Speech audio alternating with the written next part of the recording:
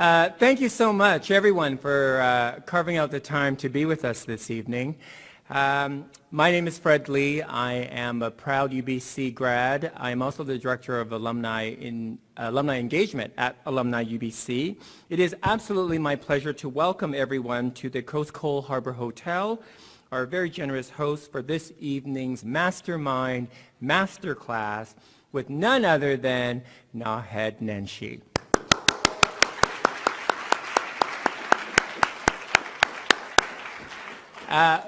It's been 2 years in the making, so we're very excited that he has finally carved out some time to join us. He's a very busy individual. Before we begin, ladies and gentlemen, I would like to acknowledge that we are gathered here on the traditional and ancestral and unceded territories of the Musqueam, Squamish, and Tsleil-Waututh peoples, for which we are enjoying tonight's lovely conversation and presentation. All of you who are perhaps new to this series, Mastermind Masterclass is an Alumni UBC speaker series which began in UBC's centennial year, offering students and alumni and friends an unprecedented look into the minds of modern masters making a unique impact on the world and sharing with us the lessons they've learned. We want to acknowledge the estate of Kitty Heller for their generous contribution to making this series possible, and our good friends at the UBC Library for their generous partnership on tonight's event. As well, we would also like to thank the Irving K. Barber Learning Center, our webcast partner, who is generously recording tonight's program, and it will be made available on the Irving K. Barber Learning Center and Alumni UBC websites for the benefit of our 340,000 grads that reside in 148 countries. So a few of them are not able to attend tonight, just a few. We thank all of them for their generous support. Recently, UBC launched the national brand advertising campaign under the title, "The Potential is Yours." It features both faculty and students. The campaign highlights the importance of UBC's research and teaching mission and demonstrates how the university is helping to address society's largest challenges. Challenges such as brain health and sustainability. It also celebrates the power of potential and highlights the ways in which UBC helps both faculty and students realize their greatest potential. Many of you may have seen snippets of the campaign in the past weeks. For the benefit of all those who have yet to discover UBC's potential, I invite you to direct your attention to the screen.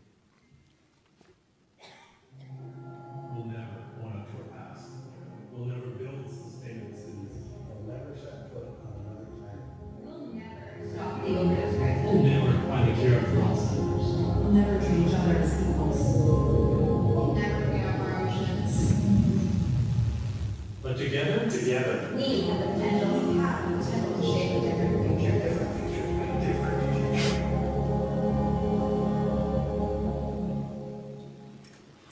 The potential certainly is yours. It certainly is ours. And as someone who has been working with the university for the past 15 years, I am always struck by the incredible talent that we have on our two campuses. And I've always invited our alumni and friends, if there is something that you were questioning or if there is an expert that you would like to speak to, chances are I can find that individual on our campuses. I invite everyone to visit the campaign website at ourpotential.ca.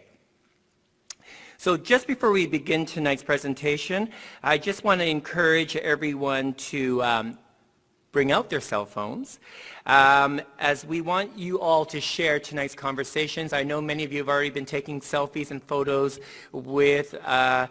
Nenshi here. The handles are at Alumni UBC. The hashtag is UBCMMMC, all one word. Tonight, once again, we will be using Slido, that's our audience engagement platform, to include everyone in tonight's conversation. Complimentary Wi-Fi is generously being provided by the Coast Cole Harbour Hotel. The network name is COAST, and the password is Veterans. So to connect to Slido, please pull out your mobile device and go to slido.com. The URL and tonight's hashtag are being projected, or should be projected, on the screens behind me. Use our hashtag UBCMMMC to sign in. For all of you who are unfamiliar with Slido, this platform will allow you to ask questions and comment in real time. And throughout tonight's program, you can input your questions by clicking on the Ask button. Other attendees can like your questions by giving it a thumbs up to the right. And during the question and answer portion, between our moderator and Mayor Nenshi, we will address some of your top questions. Again, that URL is slido.com, and the sign-in hashtag is UBCMMMC. Without further ado, ladies and gentlemen, it is now my pleasure to introduce UBC Library's Susan Parker, the university librarian, who will introduce tonight's moderator. Please give a warm welcome to Susan Parker. Thank you, Fred. Good evening, everybody. UBC Library is thrilled to be a presenting partner for tonight's Mastermind Masterclass with Mayor Nenshi. The UBC Library is committed to supporting events like this one. They bring value to the Vancouver community on campus and off. And since I'm up here, I'm going to give a 1-second little blurb. I'm joined here this evening with Shireen Eshbri, who is the head of the UBC Asian Library, just one of the 8 library branches on UBC's Point Grey campus. The Asian Library serves as a wonderful example of the many ways in which UBC libraries serve our UBC and Vancouver communities. We bring together resources that allow for scholars, students, and community to learn from different perspectives from across Asia. Through its unique programming, the library strives to be a venue for community dialogue, where diversity and inclusion is celebrated and where communities gather and learn from each other. I encourage you to visit and learn more about the UBC Library and the many ways in which we serve our local communities. Go to our website, library.ubc.ca, because we believe that libraries have an important role to play in creating the cities and country we deserve. It is now my pleasure to introduce tonight's moderator.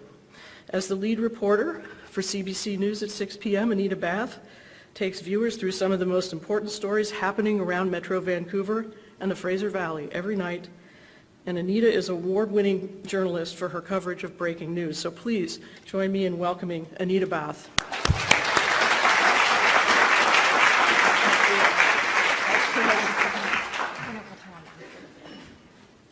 Thank you very much, Susan. I'm honored to be here this evening with Mayor Nenshi to hear his talk on creating the cities and country we deserve. Now, after his talk, Fred already somewhat mentioned, I will be joining Mayor Nenshi right here in these 2 chairs, and we will be answering any questions that you may have, not all of them, but we'll try to get to as many as we can. So please don't forget to input them into the online platform. Now, of course, the moment you've all been waiting for, the reason you're all here today, I'd like to introduce to you to our special guest. Naheed Nenshi was sworn in as Calgary's 36th mayor on October 25th, 2010. He was re-elected in 2013, and he was re-elected again last year in 2017.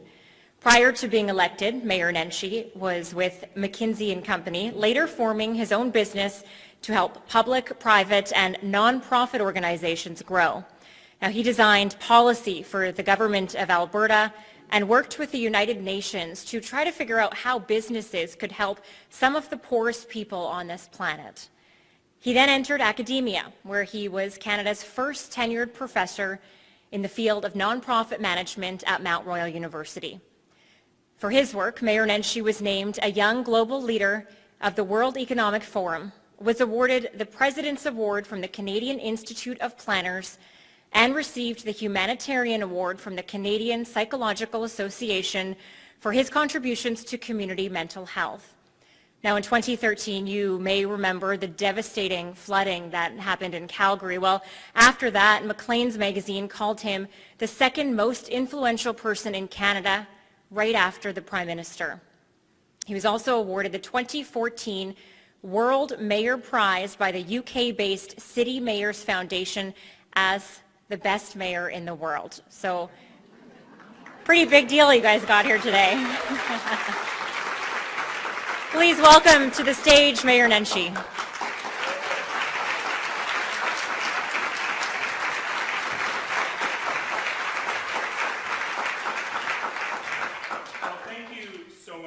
Thank you, all of you. Oh, I'm supposed to turn this on. I have a very big voice, but you probably would, that would probably be better, wouldn't it?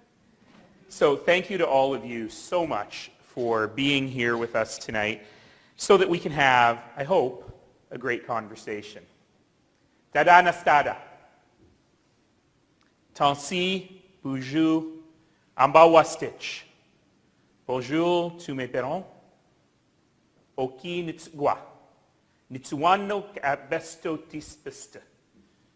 love that simple greeting common to so many Indigenous languages. Greetings to all my relations. And even when you can't pronounce the 6 Indigenous languages you try to speak in front of a group in Vancouver, the sentiment is still the same. It talks about how we are all gathered together in community, how we rely on one another together. And it is my great honor to be here with all of you here on this traditional and ancestral land of the Musqueam, the Squamish, and the Tsleil-Waututh people. I too come to you and bring you greetings from an ancient land, from a land where people have been gathering for thousands of years. The Blackfoot call the place I come from Mokinstis, the elbow, the place where 2 rivers meet. It may surprise you to know that Calgary is actually a semi-arid region. It doesn't rain or snow very much. I really didn't know what to do with this. And so people are drawn to that land by the water because those 2 rivers meet there. And for thousands of years, people have been coming to that land. They've been coming there to hunt and to fish and to trade, to live and to love, and to have great victories, and to taste bitter disappointment. Feels like my council meetings this week. We'll get to that. But above all, to engage in that very human act of building community. And so, when politicians and professors and others start public gatherings now with that land acknowledgement. I was at a wedding where they started with a land acknowledgement a couple weeks ago, which I thought was very cool. Sometimes it feels a little dusty. Sometimes it feels rote, like a quick acknowledgement of the past. But it really isn't. And the reason that we do that is because for us to think about who we are and where we're going, it's important for us to think about where we've been and how we have created the context of the communities in which we live.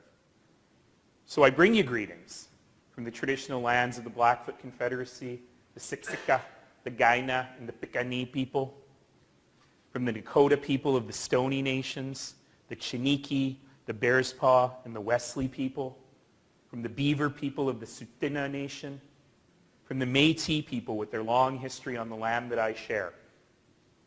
And as we think about that, we think about what we are doing together as a community. So this is supposed to be the Masterminds Masterclass. It's funny for me because I don't particularly have a mastermind. And I'm a business professor and ain't nobody wants to go to my masterclass. Because I'm pretty simple.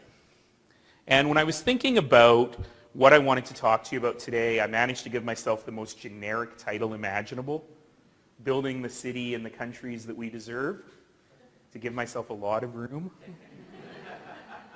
They insisted I needed a title. By the way, I have a giant picture of myself over my shoulder. I just noticed that. My orthodontist thanks you all. There were a lot of things that I could talk about. We could talk about resiliency and building great cities. We could talk about public transit. We could talk about the scourge of addiction and mental health in our communities. These are all things I would love to talk about, and if you have questions about them, get out the Slido. It's very high-tech for me, but I'm sure it works beautifully. And happy to chat about any of those things. But I actually want to do something a bit simpler. I just want to tell you about my week. Now, that may sound like lazy speech writing. Okay, it's lazy speech writing. But I actually want to tell you 4 stories about my last 7 days. And hopefully, in thinking about those 4 stories, we can think a little bit about the kinds of communities we're creating and what our responsibility is in community to create those things. So I haven't been to Vancouver in a couple of years. In fact, Virginia, my friend and former student, has been trying to get me out for this lecture for, you say it's 2 years, I think it's more like 4. But I haven't been here for 2 years, but weirdly, I've actually been in Vancouver twice this week. And so exactly 7 days ago, I was here just down the street doing a number of things here in Vancouver around the tech economy. I was here to create linkages between Calgary tech companies and Vancouver tech companies, between large Calgary companies that could be customers of Vancouver tech companies, and then I was also here, well, to steal all your children. We got jobs. In the tech industry, we've got innovative, creative, thoughtful people here, and did I mention that my lovely 2,100 square foot house in a good neighborhood 20 minutes from downtown would sell for $450,000 today. I'll let that sink in. Okay, clear. I know there's a bylaw in Vancouver that you can't talk for more than 3 minutes without discussing the price of real estate, so tech. So we've done that. But what was interesting about that, and the reason that I want to tell you about that trip, is because first thing in the morning, 7 days ago, a week ago today, I found myself speaking with the CBC in the morning, with Stephen Quinn. And we had, shall we say, a very feisty conversation. If anybody heard it, you know what I'm talking about. I really had fun. It was really fun. And as I was walking out the door, a senior executive with CBC, I won't tell you who, Anita, was walking in with her earbuds in. She saw me, took her earbuds off, and said, "Wow." And I said, "What?" And she goes, "Nobody gives him as good as he gets.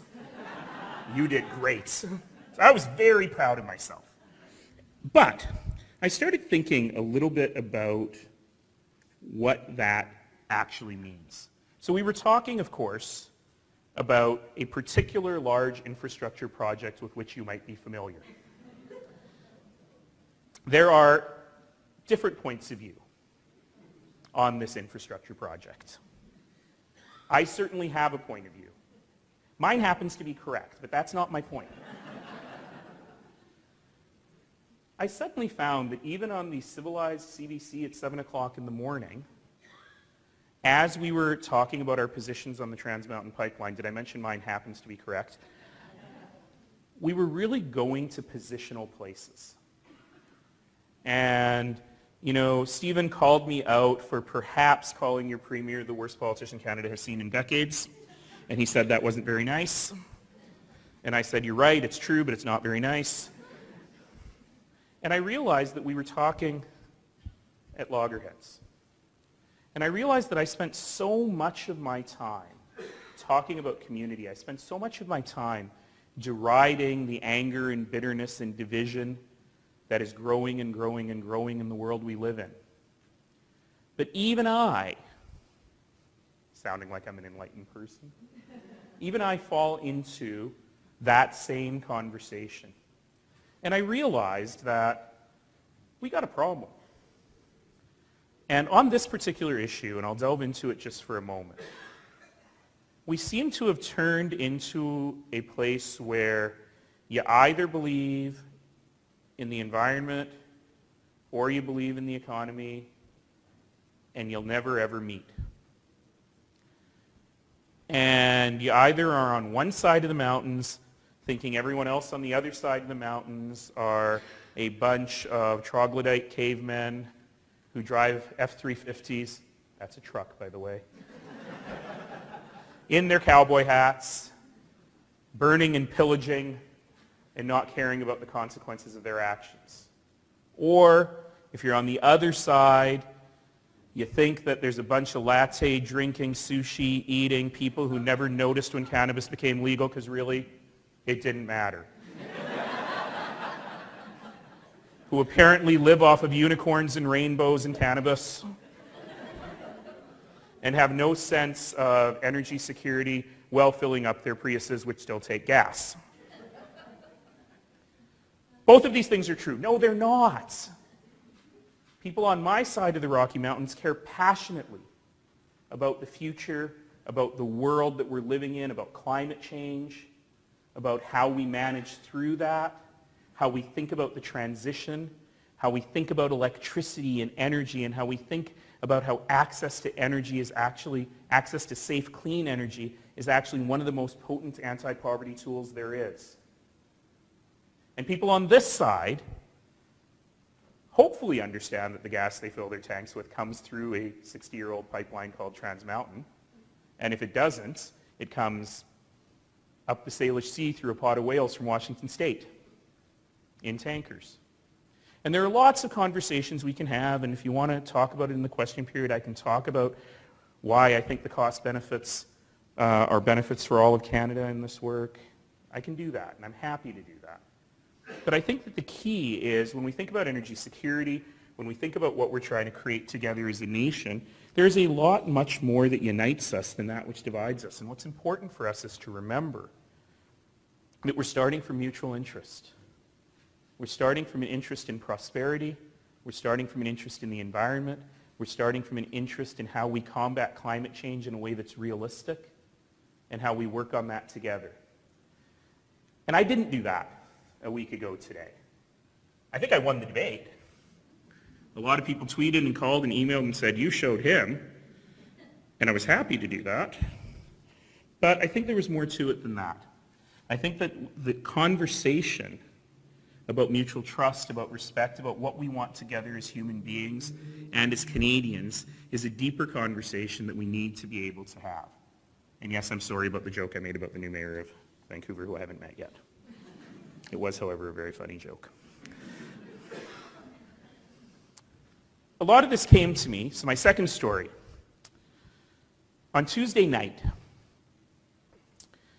after a very intense debate at council, getting to it, Tuesday night I found myself in the Bissett Synagogue in southwest Calgary, a place where I have been many, many times.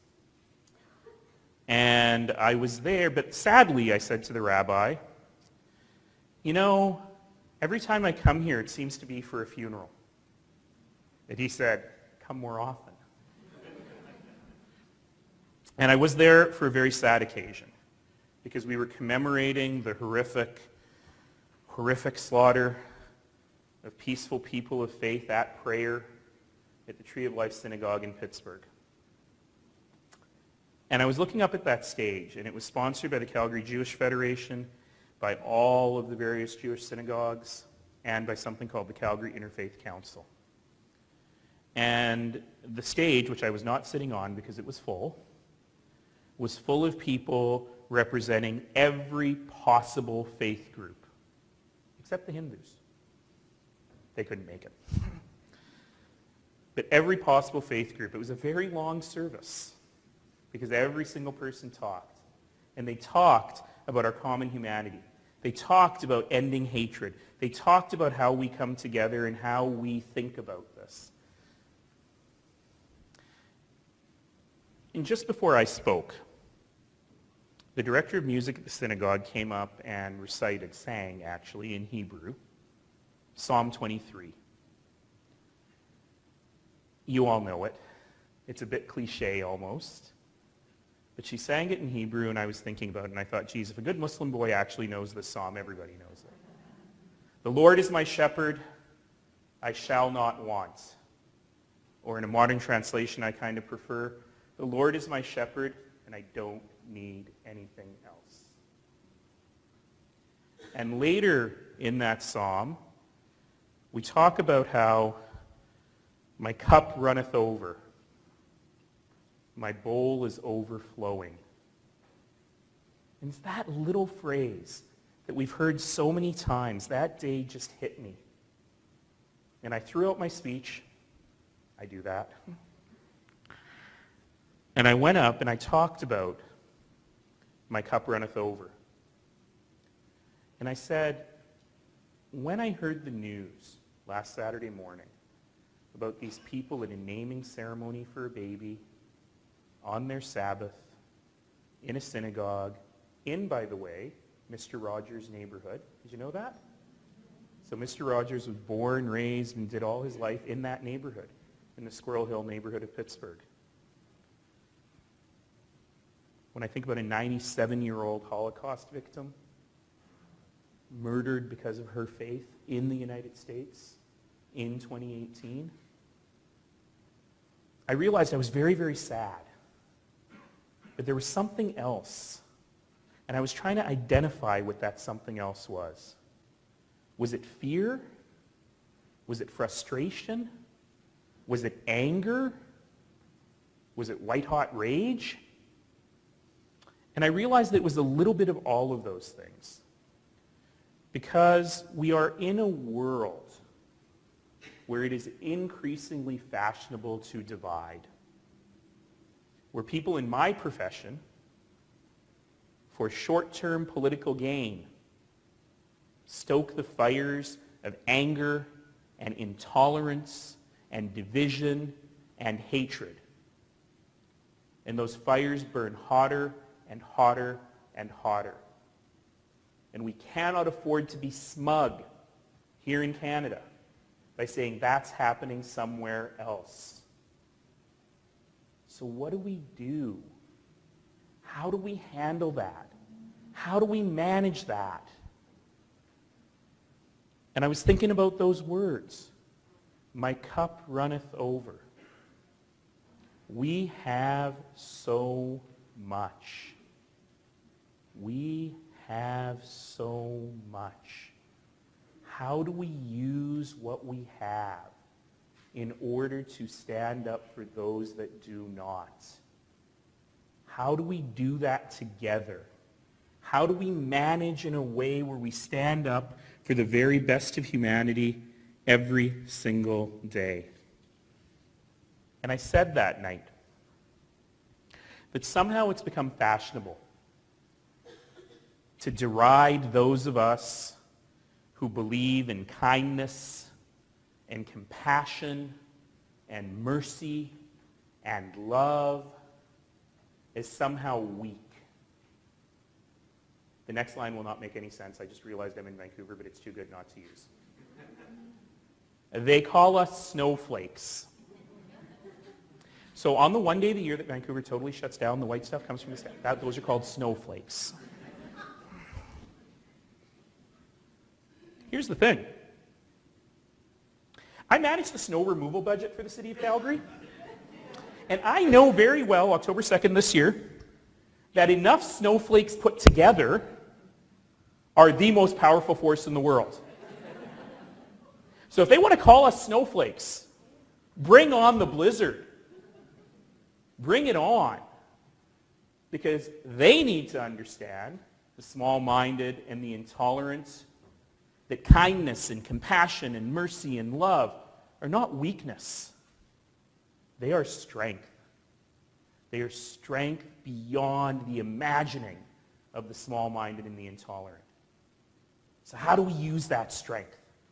How do we use that strength together as human beings, building community together? And I think that that is actually the answer. I wish I knew what all the answers were. Make my life way easier. Well, I usually do know what all the answers are, but I got the city council. But I have one answer. It's a very simple answer. It's not a mastermind, masterclass answer. It's a simple answer. But that answer is, in fact, community. Community is the cure. How do we think of ourselves as something greater than what we are together? How do we think of ourselves as being the same regardless of how we vote or what tribe we belong to? I wear purple every single day.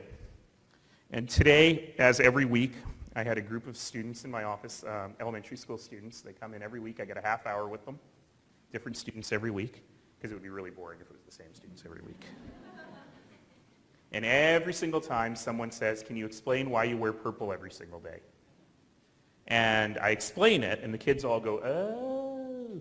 And the adults, 8 years later, go, oh. I'll keep explaining it. Let's try it together. Purple is not a primary color. Purple is a secondary color. It is a combination of red and blue. Now do you see why I wear purple every day? Because in fact, we're not about red and blue and orange. We are about humanity. We're about solving problems together. We're about looking after one another in community. Can you be fiscally pragmatic about it? Yes. Can you do so in a way that cares for other people? I think so. And I think that's what we need to think about how we work on every single day. So I'm wearing a poppy today, and I proudly wear the poppy. But when I'm not wearing a poppy, I often wear a lapel pin with a big number 3 on it. And for the year 2017, I spent a lot of time, a lot of writing, a lot of speaking all over this great country for our sesquicentennial, largely because I like saying the word sesquicentennial. It's even more fun in French. Sesquicentenaire. Sounds both delicious and dangerous all at the same time. But talking about the number 3. And if you take anything away from today, I want you to take away that number 3. It stands for 3 things for Canada. It's a national movement where we encourage every single citizen every year to do 3 acts of community, to do 3 acts of service, asking every single citizen to do what they can. It doesn't matter if it's big, it doesn't matter if it's small, it doesn't matter if it's raking your neighbor's leaves or starting a new nonprofit organization. What matters is that it's service. What matters is that it makes a difference for other people, and tens of thousands of Canadians have taken this on. There are so many great stories about people who just had a barbecue, but they had it in their front lawn instead of their backyard. And they invited all the neighbors they didn't already know. In fact, on the anniversary of the Calgary flooding in 2013, every year we have something that is rather cheesily called Neighbor Day, because I love block parties. So we have a citywide block party. And the only rule is that you got to meet your neighbors. Sometimes they're really ornate and really complicated, and sometimes they're really simple.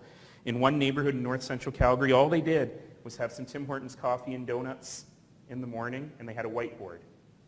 And on the whiteboard, it was divided in 2, and it said, I need, I have.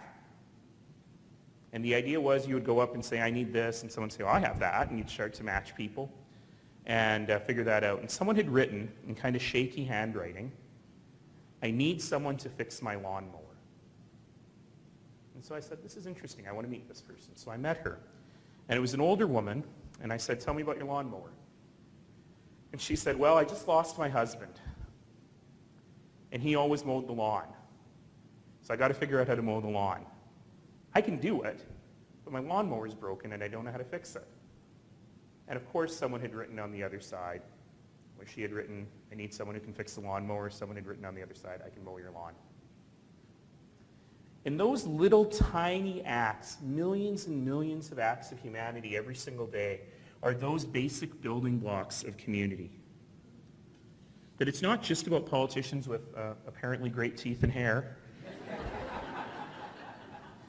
and lapel microphones making change in the world. It's about every single one of us. Everyday people with our everyday hands, our everyday hearts, and especially our everyday voices, making extraordinary change for people everywhere, every single day.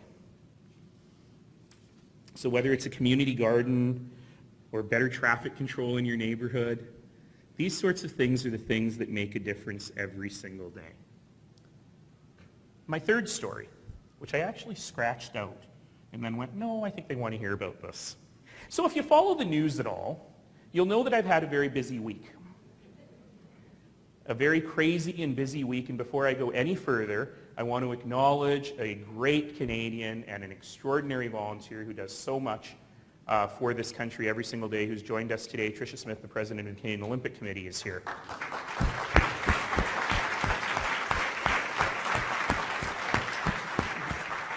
Yesterday, Tricia spent her day in Calgary sitting in the front row of my city council meeting with a very worried look on her face for about 7 hours. So, we've been talking a lot about the Olympics, and this is another example in my city of weird stuff. Yesterday, my city council narrowly voted to continue with our pursuit of the 2026 Olympics and to have a plebiscite on November the 13th. I was very happy they did so, but I didn't like the path that it took to get us there. I didn't like the path because there was a lot of weird sausage making, strange negotiations. There was media leaks and counter leaks and things happening in public and things happening in private, and a 7-hour phone call on Monday night where we were hashing out different aspects of the deal. But in the end, I had to put that in a drawer. And I had to say, let's answer a couple of basic questions. Is this good for the city? Is it good for the country? Does this deal make sense? And do the people have a right to pass judgment on it? And I realized that all our conversation about the Olympics had not been about what it needed to be about. Yeah, we have to talk about facilities and sporting infrastructure, and the fact that Calgary has this tremendous legacy. I'll give you one interesting bit of trivia. In 1988, when Calgary hosted the Winter Games, it was called at the time the best run Olympics in history. I happen to think that with one exception, Vancouver 2010 of course, it maintains its status as the best run games in history.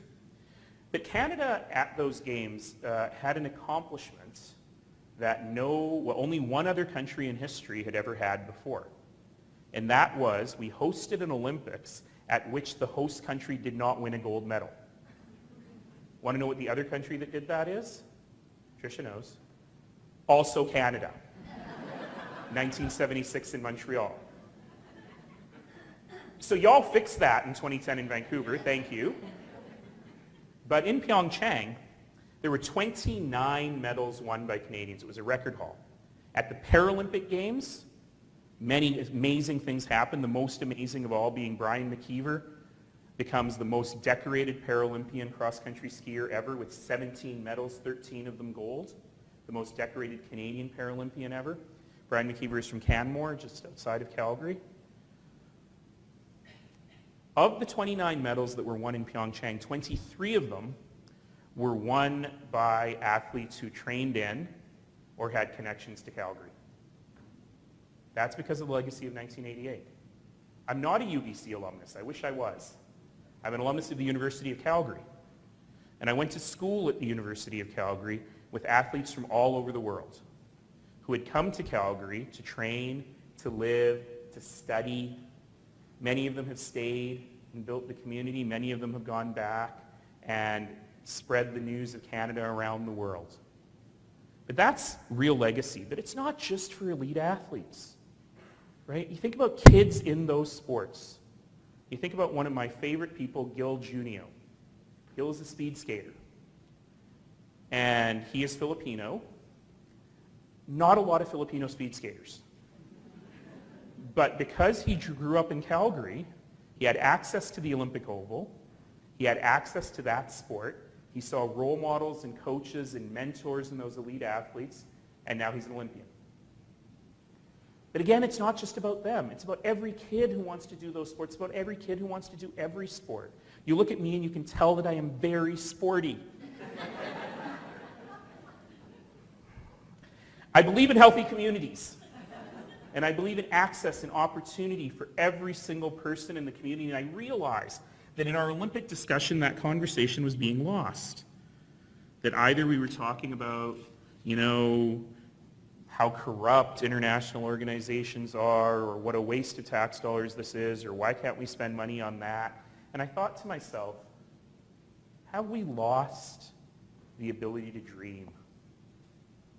In our small and petty and closed world, have we lost the ability to think big as communities and as Canadians?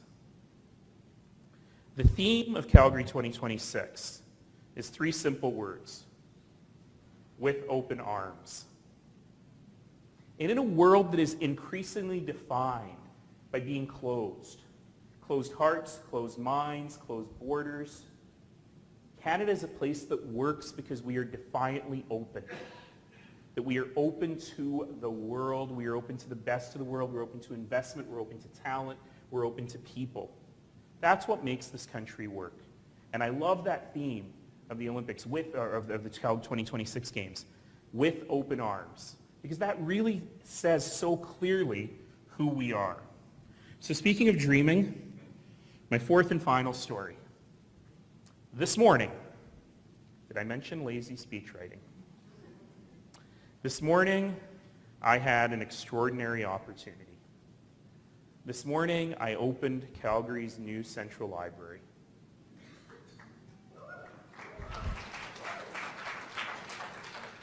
And I got to the stage, there were so many people lined up outside. I made people squish in and move around and go upstairs so that everybody could get in because this place was for them.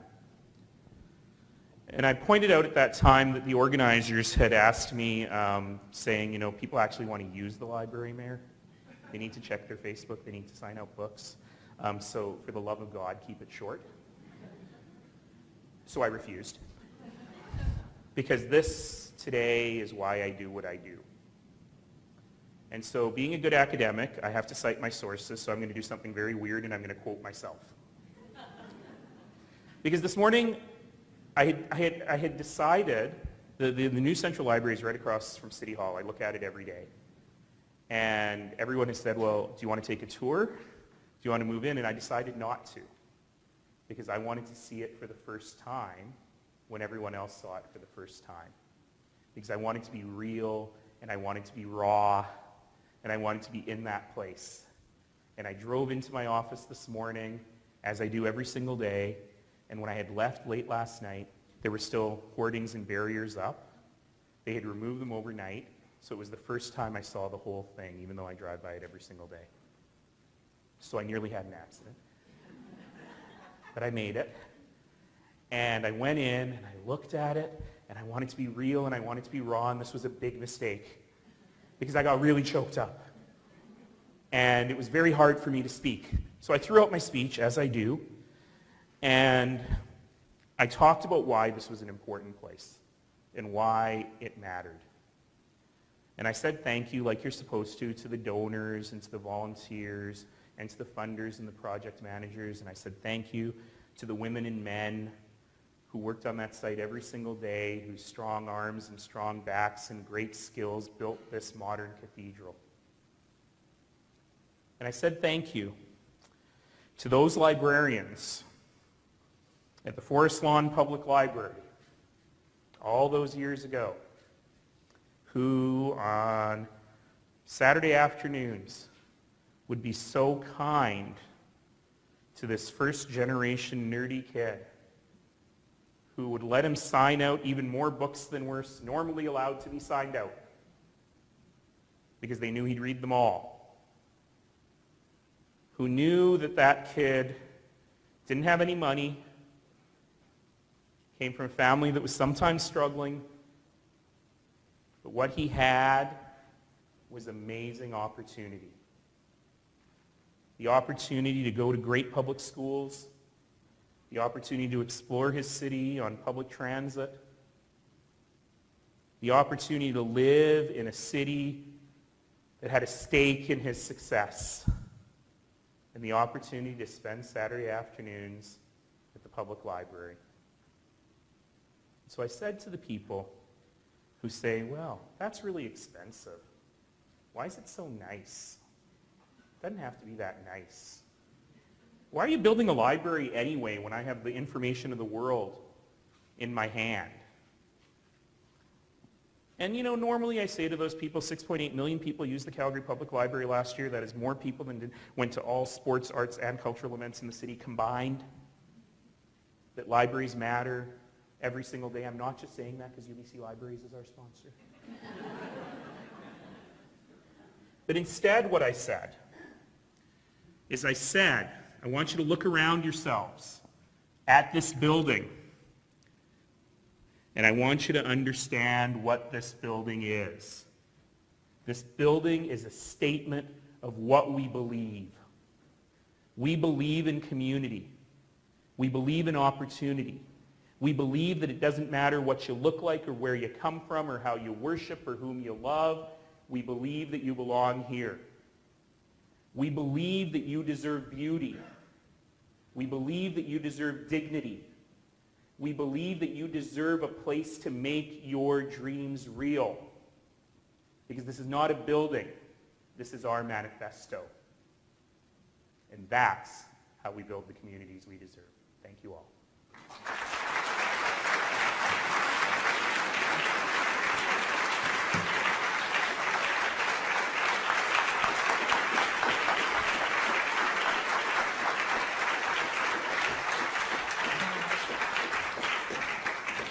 Thank you very much, Mayor Nenshi.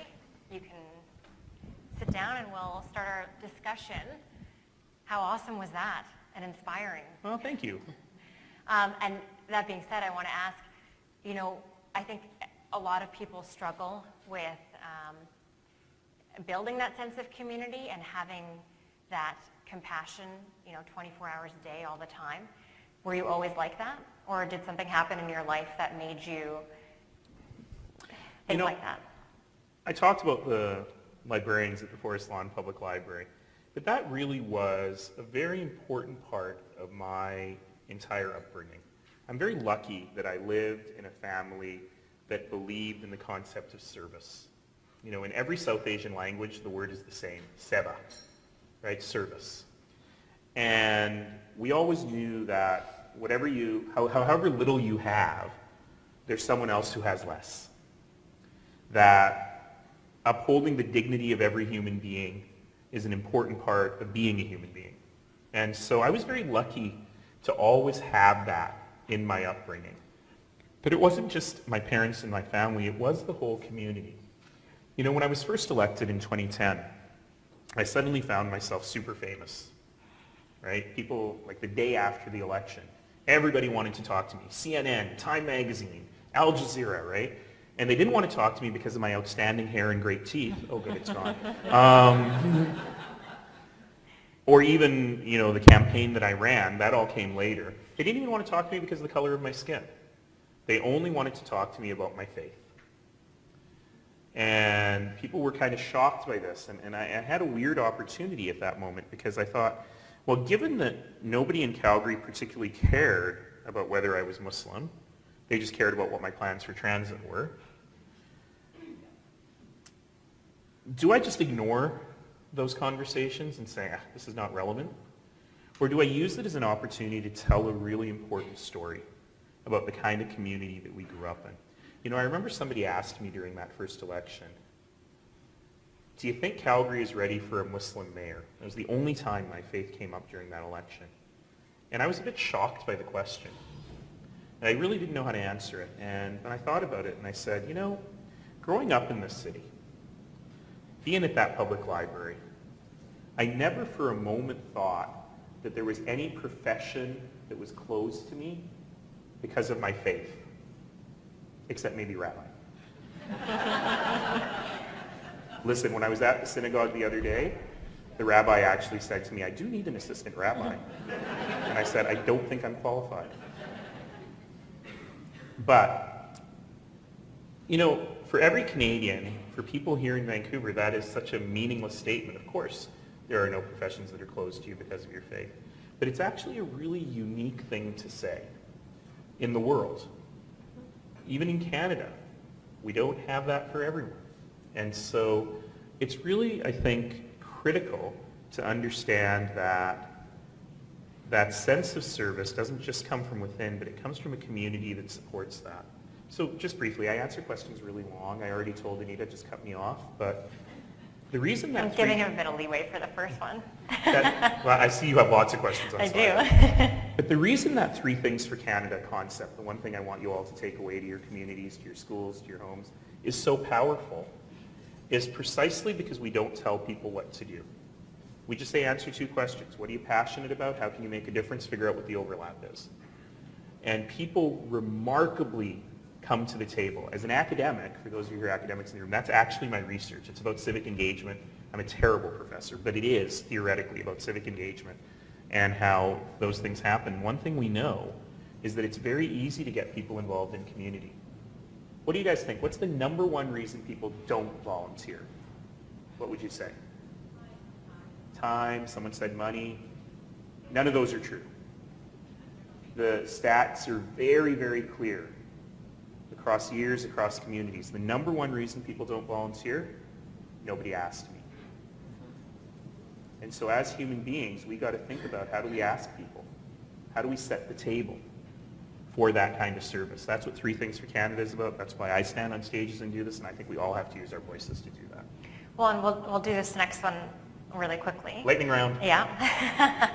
And this is a very Vancouver question, but it's very relevant. How do you create community when an increasing share of property ownership is going offshore, disconnecting owners from most of that community? You know, your neighbors, perhaps their homes are empty or they don't want to be a part of the community. That is such a Vancouver question. And this is but it is a critical one, right? Because, you know, if I were speaking with the mayor of Vancouver, and I will, I didn't want to bug him while he was in his transition period. That's really mean. He's very busy. He doesn't need a random guy knocking on his door asking for tea. But I would say that, you know, when you talk to people in Vancouver who are ultimately concerned about the cost of home ownership, the cost of having a life here, there is a deeper question there. And the deeper question is, what does the rising cost of home ownership, whether it's foreign absentee ownership or just the rising cost of ownership period, do to community? You know, we know when I was a volunteer 15 years ago in Calgary helping write Calgary's 100-year vision, we talked to 18,000 people. And there was a remarkable unanimity in what people were saying. When you said, what kind of a neighborhood do you want to live in? People said, I want to live in a neighborhood where I can walk to school, where my kids can walk to school, where maybe I can walk to the store. I want to live in a neighborhood where my kids grow up with people who are different to me so that they understand what the world is like. And we don't build those neighborhoods. It's so weird that that's what people want and that's not what the market is providing. But in a case where you have people physically not even there, it becomes so much harder. And I would suggest that conversations around the cost of home ownership need to also be conversations around mixed and just communities for everyone. And probably this has been studied to death, and I don't want to be the outsider talking about it, but I think that starting at that point could help reveal different paths forward. Okay, and you mentioned talking to the city's mayor and possibly other politicians while you're here. One of the questions is, what do you think Vancouver should do about the housing crisis so that we don't have those issues with? There really is a bylaw that you have to talk about real estate, right? We have a big challenge. So I'll give you the exact opposite of the situation, right? Which is, for whatever reason in Calgary, and I don't claim to understand why, we have not had this sort of housing bubble. And when the economy really soured in Calgary about 3 years ago, we did not have a housing crash. People thought we might, we didn't. And so one of the challenges in governing a country like this is that when you're putting in things to slow down the really hot housing markets in Vancouver and in Toronto, things like mortgage stress tests to try and protect people, you end up doing significant damage to people's ability to buy a home, to get into home ownership in places like Calgary. That's hard. And I'm not criticizing the federal government for doing that. They had to do it. But we have to be thoughtful and flexible with our prescriptions. I could get into a bunch of detail, maybe just I'll say very briefly, that you have to think about housing in three ways. There are three costs of housing: the cost of land, the cost of construction, the cost of financing. And some people would add the cost of regulation. So when you are a government, you don't have a lot of control over those things, except maybe the cost of regulation, removing red tape, making it easier to get permits, and so on. And so you have to really try and figure out how to manipulate these other levers, because the challenge that we have is the cost of land is the same, whether you're building very expensive high-end housing or whether you're building entry-level housing. The cost of financing is the same. And what's interesting is the cost of construction is also largely the same. The granite countertops are actually a pretty small percentage of the overall cost of the building. So Of course, if you're in the private market, you're going to build things for more expensive with higher margins. There's no market initiative, and I'm a business professor, and I believe in free markets. But in this particular case, there is no market incentive to be able to build entry-level market housing. And since you don't have that, it means people can't buy, which means people rent longer, which means rents go up and up and up because wealthier people are renting because they can't afford to buy, which means people can't afford market rents, are seeking social housing. Social housing is full, meaning that people who are experiencing homelessness don't have social housing to go into. So you basically are clogged up. And I'm not talking just about Vancouver. It's the same in Calgary. It's the same everywhere. You're clogged up throughout the supply in the market. And you've got to figure out innovative ways of releasing the pressure for first-time home buyers, for people who want to rent. In my case, Burnaby and Calgary were the only cities in the country where essentially secondary suites, basement suites were illegal. We fixed that finally in Calgary just this year. But you've got to have these release valves throughout, and ultimately governments have to take very, very, very seriously the need to invest in affordable housing, permanent, safe, decent, affordable housing for everyone. In our Olympic bid, the number one expense is not any venue or any public transit. The number one expense is the largest investment in affordable housing in our history. And those are the things we got to do. Okay. Switching gears a little bit, because I know you're sick of real estate now.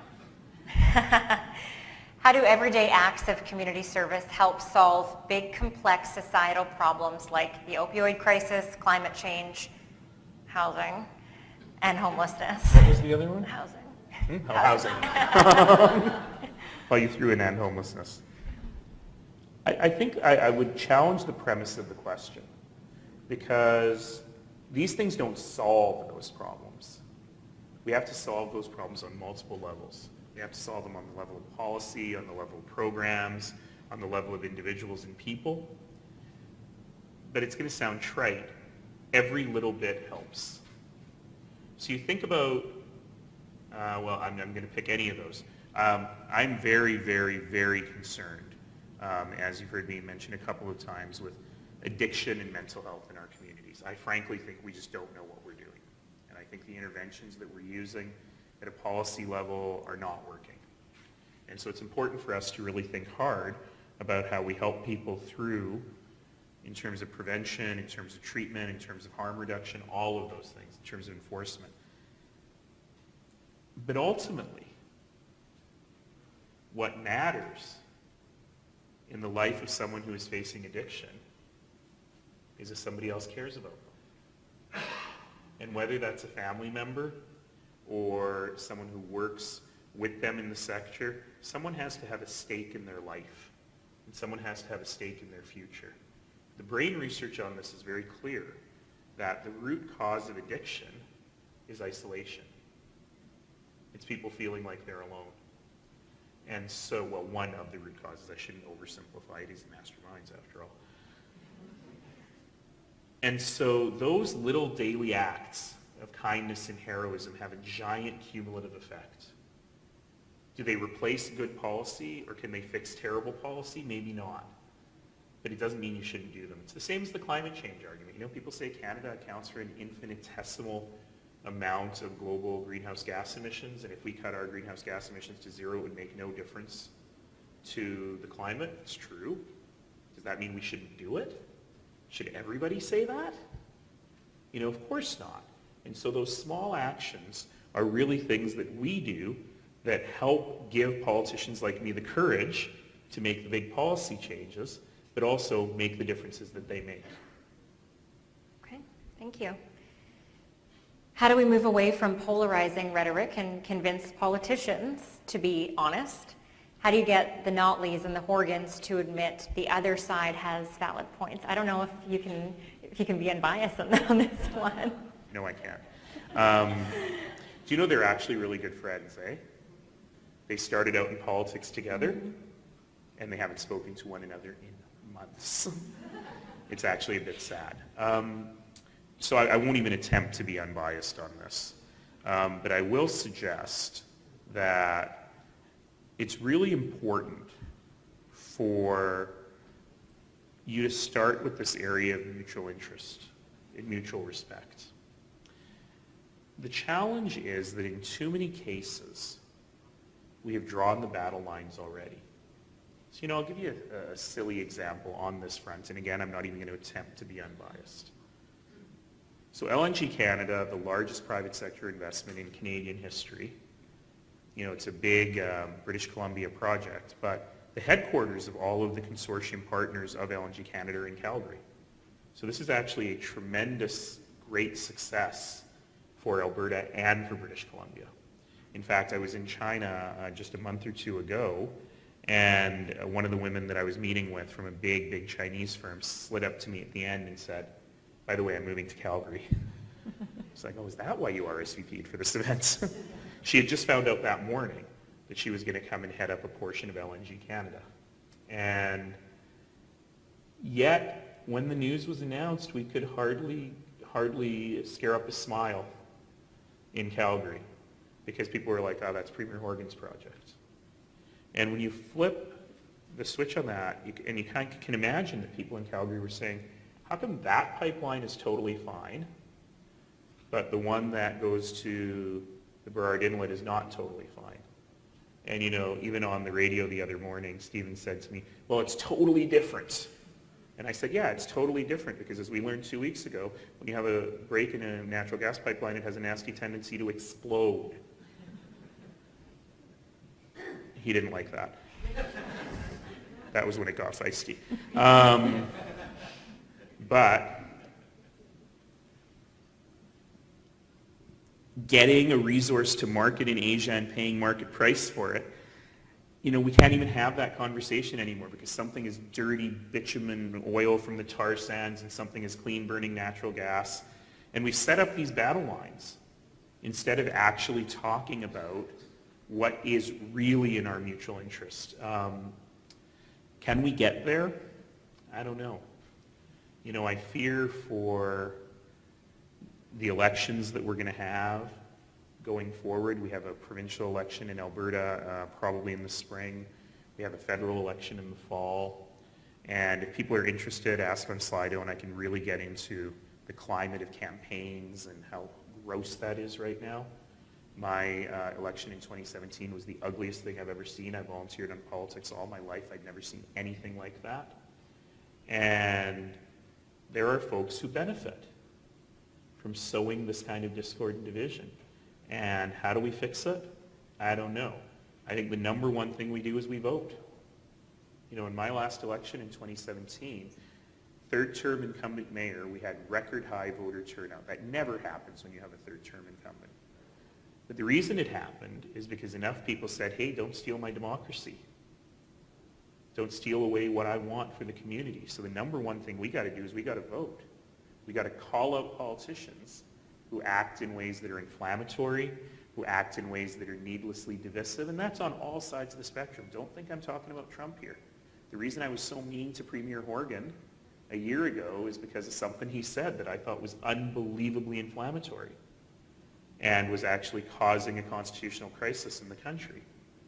And maybe I was wrong, and I shouldn't have been mean, maybe.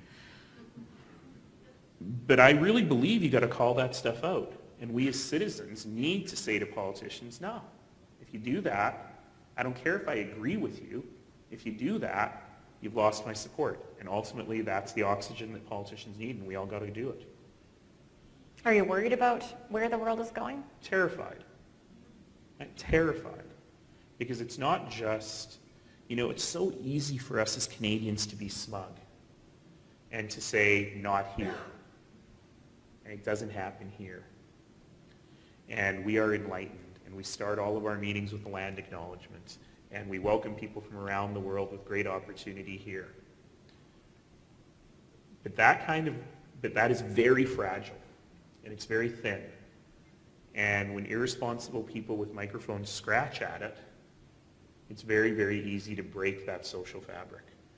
So we have to be constantly mending it, and we have to be constantly vigilant, and that is what keeps me up at night, because I can see how very, very easily we can follow many countries in Western Europe, we can follow the United States, we can follow others, and that is right there.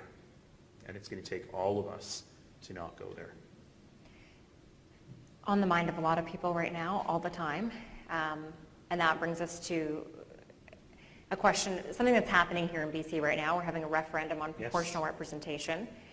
Do you think changing our electoral system can help us elect those who will want to build community or who won't be so... I'm going to say something a little bit controversial, maybe. It's not the electoral system. It's the people. It's the people that run, it's the people that volunteer, it's the people who get involved in politics, it's the media that reports on it. Not always if it leads in politics, right? How do we get people engaged in more thoughtful conversation and more thoughtful discussion? Ultimately, we are one of the few countries in the world that still uses a first-past-the-post system. There's a lot of research on different kinds of proportional representation systems that work well. I'm kind of wondering if I would have won that first election. I had 40%. My opponent had, if I recall correctly, 33 or 34%.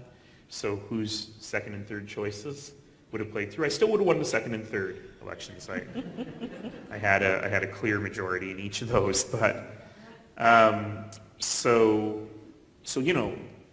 that's the key question. Would I have gotten elected? That is not the key question. So I don't know. I don't know if I were voting in this referendum here in BC. I'm not sure how I would go. I would really like to think hard, and I don't pretend to be an expert on British Columbia politics, but I'd like to think hard about how that all plays. We actually had, I don't know how many of you know, but we had, I believe, the first proportional representation election with a single transferable vote in modern Canadian history last week in London, Ontario. The municipal government of London, Ontario had chosen to try this out. And what was interesting about it is that there was a very weird debate, and I don't pretend to really understand London, Ontario politics, but there was a weird debate about a bus rapid transit system. BRTs are easy and cheap and you should support them. Just saying. And the sort of more progressive candidates who had really pushed for proportional representation were actually super scared that the transferable vote system would get rid of all the progressive candidates because the anti-BRT vote would coalesce. And some would argue that may have happened in the mayoral election there. It didn't seem to happen in all of the progressive races, but we have data, and I'm very data-driven, and that's something that I would look at. But I'm always willing to experiment and try new things. Okay. Well, was that a good politician answer? It was. Just answering your question Did you answer the question? Nope. Okay, well, let's move on to something a little bit fun. At least I think it's fun, Olympics. This person wants to know, oh, I lost it. Oh, here it is. Okay, can you describe what factor helped save at the last minute the Calgary 2026 Olympic bid? You talked about that 7-hour phone conversation. What else happened behind the scenes? How much should I get into it, Tricia? So, what had gone wrong? Maybe I can start with what had gone wrong. What had gone wrong was what's that line from the movie? What we have here is a failure to communicate. And what had happened was that people had very much not been listening to each other. They thought they were listening to each other, but they really weren't. And nobody sat down and did the math and figured out, oh dear, we actually are not there on a funding deal and we're not going to be able to actually take this thing forward. And eventually what happened was what one of my colleagues at the bid committee calls a pizza meeting, which is you lock everyone in a room and slide pizza under the door and don't let them leave until they actually come up with something. There was no pizza and people left. But the concept was, there were a lot of chips, a lot of ketchup chips. I was nervous eating at one point. I wasn't even really supposed to be in the room, but I was there trying to move this thing forward. And I looked down and there were 3 empty chip bags in front of me and I had no memory of eating them. So I just think other people put them there. But you had to get people in the room together talking about their mutual interests. And I'm trying to decide if I should tell you the funny story. You should tell us the funny story. It's pretty funny. So Monday night, so again, I'm trying to be helpful, but I'm not really a party to these negotiations, but I'm still just trying to be helpful. give ideas, push people along, set deadlines, and so on. And so Monday night, there was no deal. And so I thought, all right, I don't think we can salvage this, right? I've got a committee meeting in the morning. There's nothing to present to the committee, so we're probably done here. So I went home. And my mother lives with me. And I got in at about 7:30 in the evening, and I almost gave her a heart attack. Because she was like, what are you doing home so early? You're never home this early. Which caused me to rethink my life a little bit. But I jokingly sent a text to my assistant saying, I almost killed my mother. But what am I going to do for the next 5 or 6 or 7 hours before I go to bed? And so she was jokingly saying, have you considered television? Netflix? Take a bath? And so me being me, I was trying to figure out, can I do all of those things at once? So I was standing in my bathroom, gazing at a windowsill, fully clothed. It would have been funnier if I'd been in a robe with a rubber duck. In my suit, looking at my windowsill going, could I set my iPad up there and watch it from the bathtub? Then my phone rang. And 7 hours later, as I was still standing in my bathroom with my phone in my hand because it was the center of a conference call with many, many parties on it, we got a deal. All right. And so then ultimately, the hard part, that was just a silly story. Some of it might even have been true. But ultimately what happened then was, as I was saying in my remarks, people were really mad, really upset. It was very emotional. People had really personalized it. This person is a jerk. This person screwed us over. How dare you leak that? How dare you leak that? And I said to my counsel, I know it's really hard, but I want you to forget it all.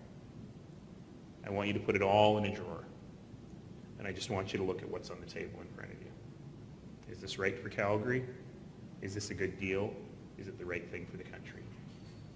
And ultimately, enough members of council felt that that was a good deal, that it was the right thing to do, and that the people deserved to vote on it, that we chose to move forward. And that's happening on the 13th. On the 13th. Okay. And I really should be in Calgary right now talking about that plebiscite. I was going to say. But I it's a knew what little Virginia close. would do to me if I said, hey, listen. All right, we have time for one more question. I'm going to do the one that has the most likes. Okay. How can Canadians combat the rising acceptability of violence and hatred against minorities and women?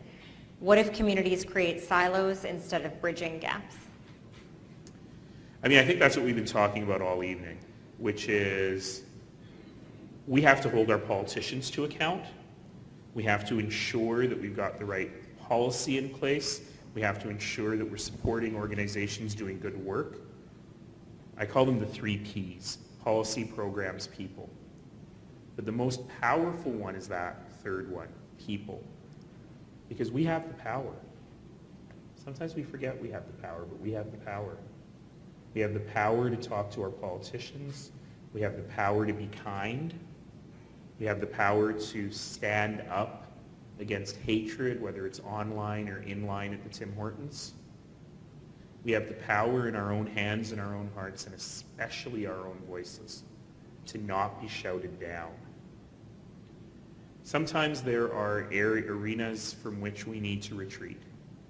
I used to love social media. I used to love going on Twitter and retweet people's lost dogs and cats and have really interesting policy discussions with people. I don't do it anymore. I use Twitter as a broadcast medium. Free transit on Saturday for the public library opening, which is true, by the way. But I've retreated from that arena because it's just not worth it anymore. But I don't want you to think that means I've been silenced, and I don't want anyone else to think they should be silenced. Our job is to use our voices. To use our voices because they're the most powerful tool we have. And whether we are using them in everyday life and everyday interactions and saying, hey, that's unacceptable. Hey, can I help you? Are you okay? What can I do? Those things are incredibly important. And we've got to be able to do that, and we've got to be able to shame our policymakers and politicians and those who aspire to leadership who are doing so with a sense of hatred into being better people. And that's really the job for every single one of us. We cannot imagine that handsome, enlightened politicians with great hair and teeth are going to do it for us. We've got to be able to do it ourselves, and we've got to be able to create the hair and the teeth. Well said. Thank you very much, Mayor Nenshi. That's all the time we have. Thank you all. I'm sure you'll all bombard him at the reception afterwards, so feel free. And Fred's up.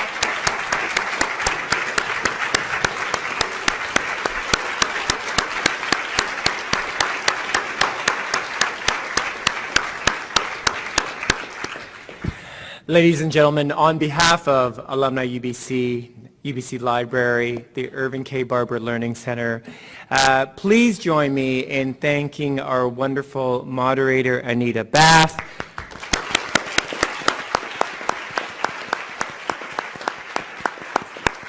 And a huge thank you to an incredibly busy man, and I am mindful of how incredibly packed your schedule must be, but to carve out the time to join us at this time this week to be with us. Ladies and gentlemen, please give it up for Mayor Nenshi.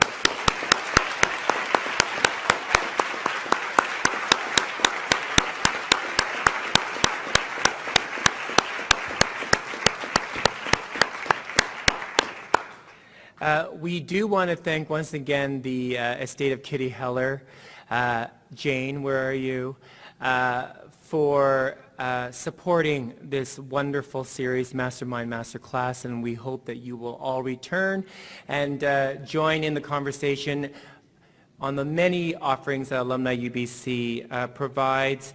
Of course, you can go to our website, and if you wish to download tonight's podcast, we will have it up very shortly so that you can share with your fellow alumni and friends and truly have a conversation about building community. Mayor Nenshi has been kind enough to join us for the reception where we can continue this conversation.